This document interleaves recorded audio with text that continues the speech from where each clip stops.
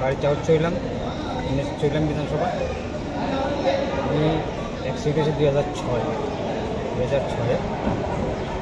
আইটিকেল একটা ভালো লাগাইছিল আমার গোয়া থেকে। বিগত 3-4 বছর পর্যন্ত এটা চলাফেরা করছি, এরপরে এটা নষ্ট হয়ে গেছে। ইদানিং স্যারে আমরা এখানে একটা মিটিংয়ে গেছিল, আমাদের দাদা দাদার সাথে একটু কথা বললাম, এই অবস্থা আমার একটা ভালো হয়ে গেছে।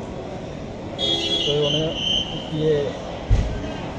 রাজীব দা নাকি জানি রাজীব দার নাম্বারটা আমি গেছে আমার সাড়ে করছিল। 3 দিন পরে আমার ফোন করছে দিল্লি থেকে। দাদা তো ফোন করে বলে একটা পাওয়া নাই, পাওয়া বানাই দিয়ে গেছে। স্টেটমেন্টের সব কিছু আমরাই দিব, শুধু খাওয়ানটা তোমার। তো ফট করে আমার 2টা টিকিট করে দিল। 2টা টিকিট করার পরে তো আমার সাথে একজন যাইতেই হবে। আমি একজন নিয়ে গেছে আমার টাকা দিয়ে আইতে, ওনার টাকাটা ওনারও একটা টিকিট করে দিয়েছে, 3টে টিকিট দিয়েছে। আর হোটেলে ছিলাম মোটামুটি স্টেটমেন্টে করেছে আমার বলে। আর কী বলবো, দিল্লির কোন জায়গায় কোন হসপিটাল ট্রিটমেন্ট করছেন? হসপিটাল বলতে আমাদের এই হ্যান্ডিক্যাপসের একটা জায়গা, পশ্চিম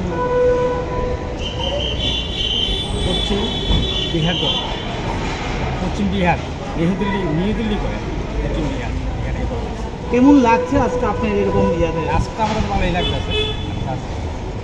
যদি বিপ্লব কুমার দেব আপনাকে হেল্প না করতো, তাহলে এটার মূল্য জয় কত করতে হবে, কত টাকা খরচ হতো আপনি ট্রিটমেন্ট পাবেন? মোটামুটি 2 লক্ষ টাকা।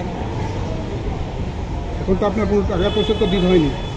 টাকা পয়সা বেশি যায় নাই, কম গেছে আমার নিজের থেকে। খাওয়া দাওয়াটা আমার লাগছে। সাহায্যটা কে করেছে আপনাকে? বিপ্লবদা করেছি।